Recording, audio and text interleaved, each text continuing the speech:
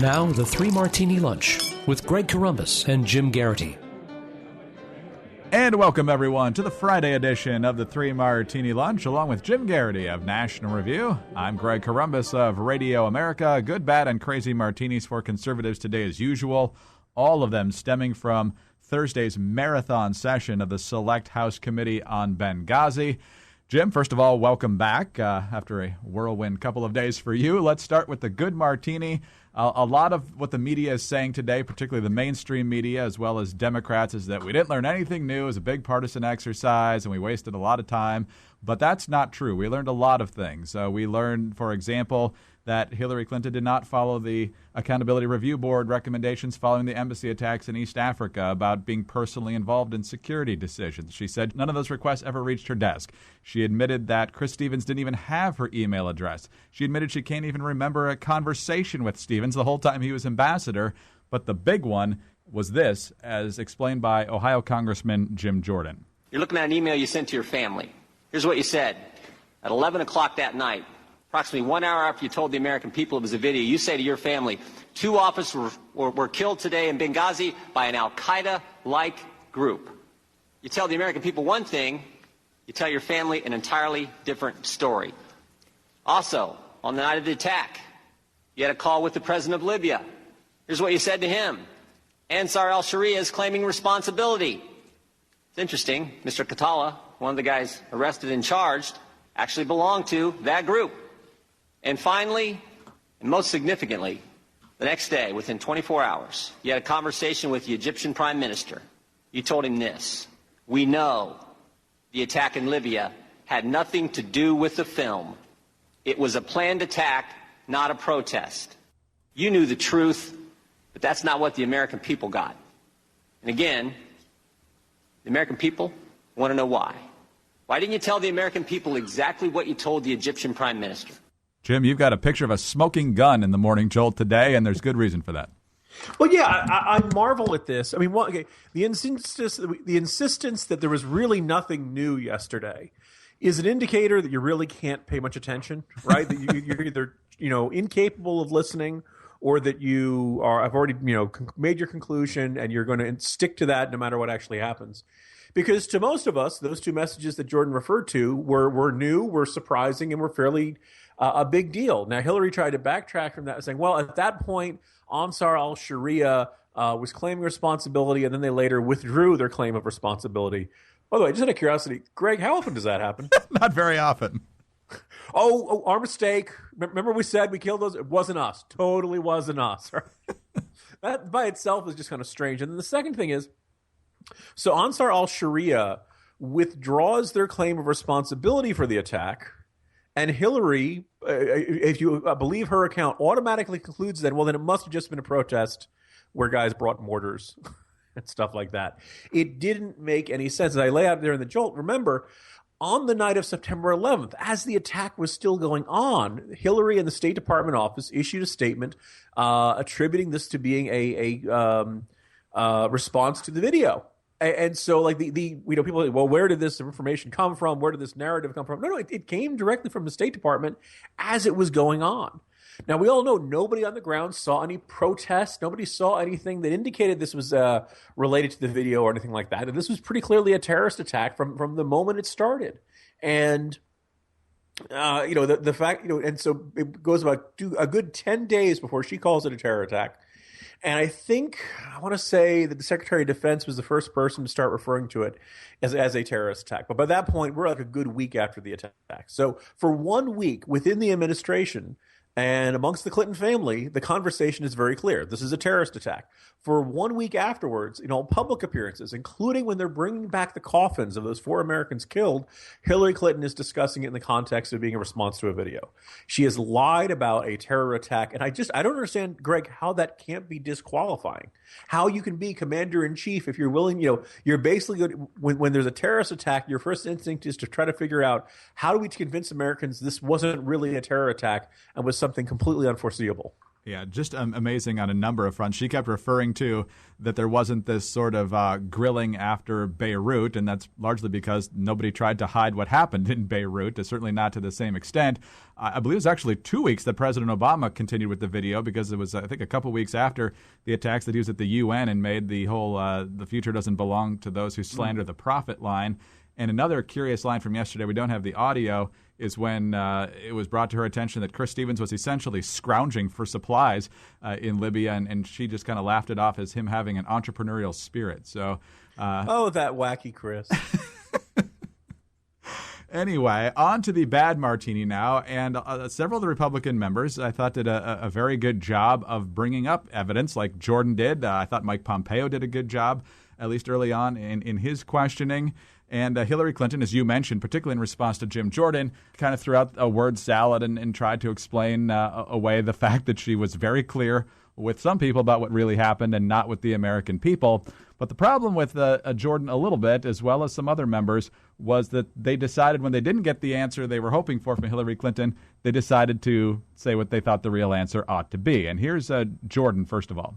There was not conflicting information the day of the attack because your press secretary said, if pressed, there's no connection between Cairo and Benghazi. It was clear. You're the ones who muddied it up, not the information. Well, there's no connection. Here's what I think's going on.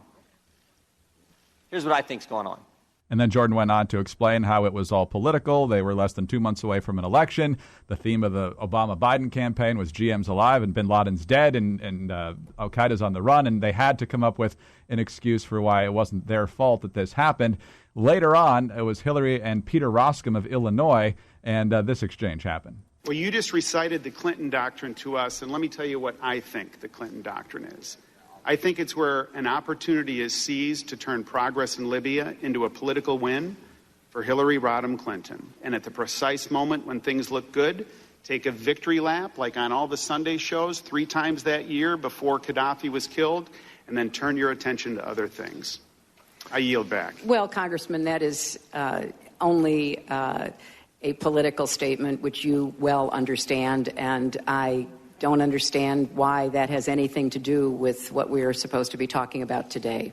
Jim, it's understandable they want to go there. Hillary Clinton is dodging and ducking and in some cases lying, and so you want the truth to get out there. But when you do it that way, it gives her a moment like that, and she comes away looking better. Yeah, it was interesting to see how much pessimism and skepticism there was heading into this hearing. I think it was Ala Pundit who said, someday Republicans will have a really effective confrontation at a high-stakes congressional hearing, but it's not going to happen in my lifetime. And Ala Pundit, no one's ever seen him, but the word is he's not that old. Unfortunately, some of that skepticism and pessimism ended up being justified. I think, as we mentioned in the Good Martini, we did learn some new information here, but the temptation to grandstand, the temptation to start playing up these guys' idea of what a dramatic confrontational. I don't know whether they're trying to be Sam Waterston at the end of every Law and Order episode, and that's why you killed her, the histrionics or something. It wasn't terrible, but because the Democrats were going to latch onto that and try to make that the issue instead of what happened in Benghazi as the issue, there was a high bar there. I mean, you really couldn't play to the cameras and that's really asking a lot of modern congressmen. And it wasn't uniformly terrible. There were a couple of moments where if your tone, I think Gowdy nailed the tone that they were supposed to have, and unfortunately not everybody on that panel echoed his style and tone and kind of prosecutorial directness there. Well, on to the crazy Martini now. And while the Republicans perhaps went a little too far in some cases, but also dug out some very important facts in several cases, the Democrats essentially spent however many hours it was, 9, 11, whatever it ended up being, demonizing the existence of the committee and slamming the Republicans for still wanting to have answers into the deaths of 4 Americans. How dare they? This was perhaps the most shameless exchange. This was in the first round of questioning, courtesy of Adam Schiff of California. I know the ambassador was someone you helped pick. I know the ambassador was a friend of yours. And I wonder if you would like to comment on what it's like to be the subject of an allegation that you deliberately interfered with security that cost the life of a friend. Well, Congressman, it's a very personally painful accusation. It has been rejected and disproven by nonpartisan, dispassionate investigators, but nevertheless, having it continued to be bandied around is deeply distressing to me.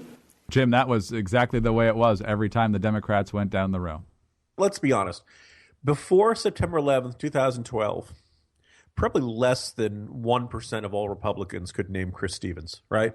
Right. Most of us had never heard of him. Most of us never met him. Most of us don't feel any particular, personal attachment to him. But he was an American ambassador doing his job, and he got killed by Islamist bastards. And we, because of that, we want justice for him, right? Let's remember, one guy's been caught out of all the perpetrators. A couple hundred people involved. We caught one guy, and it looks like the Obama administration is ready to say, okay, job done. We look at this account and we get angry on behalf of Stevens and the families of those other three men because we feel like our government failed them. And in particular, this administration failed them. That he was reporting directly and clearly that the security situation was deteriorating and nobody at Foggy Bottom was really listening. Nobody was responding the way that he needed a response. For Hillary to make that kind of chuckling comment earlier about how entrepreneurial he was just indicates that today they didn't take it very seriously. That when it was going on, this is the northern coast of Libya, right? This is not equatorial Africa or Antarctica or some far off corner. This is just south of NATO. And that night we couldn't mobilize anybody. And we were looking at this saying, how could that possibly happen? And then the third part is, that when this happened, the administration lied. All right, we look at all that and we're like, this is not the way government is supposed to operate. And really, every single one of those Democrats in the panel indicate nothing seriously wrong happened. There's nothing left unresolved. There's no more questions that they have. And it kind of echoes the Hillary server issue. Look, Greg, who was really hurt by Hillary Clinton having that private server? Stevens. Well, okay, there's that. But I was going to say the national security risk is to the entire country, sure, but also to the Obama administration, right? If everything the Secretary of State is doing, then Obama's diplomatic initiatives are going to have two strikes against him because Russian intelligence or Chinese intelligence or anybody else can get access to their confidential communications. And yet you don't see that many Democrats bothered by this. They're not angry about this. Obama was one of the people who was wronged by this, right? You think Obama wants to see his ambassadors getting killed, right? I mean, this is a situation where Obama should be really mad at Hillary, and he's not. Everybody should be really mad at Hillary, but they're not. And there's something just baffling about this. And I guess the only way I can explain it is that there is such an obsessive hive mind groupthink going on there, in which the number one objective is make sure the Republicans never score any points on anything, that it overrides all other considerations, including, hey, did we fail this guy who just wanted to do his duty, and what should we do about it? Very depressing state of affairs if that really is where we are as a country right now. To be fair, Mark Kirk's not going to like this. There was one Democrat who actually asked some legitimate questions, nothing that was all that confrontational to Hillary, but actually following up on recommendations made by the Accountability Review Board about embassy security and so forth. And that was Tammy Duckworth of Illinois, who was running against Mark Kirk for his Senate seat. But the rest of the Democrats spent all day demonizing Trey Gowdy, demonizing Republicans' line of questioning and everything else. So, Jim, I've just been hanging around with Tulsi Gabbard lately. Yeah, I guess so. They should start their own national security caucus. They'd have plenty of room, plenty of elbow room in that one. We'd welcome them. Yeah, yeah, exactly. Jim, good to have you back. Talk to you Monday. See you Monday, Greg. Jim Garrity of National Review. I'm Greg Columbus of Radio America. Thanks very much for being with us today. Have a great weekend, everyone, and tune in again on Monday for the next 3 Martini Lunch.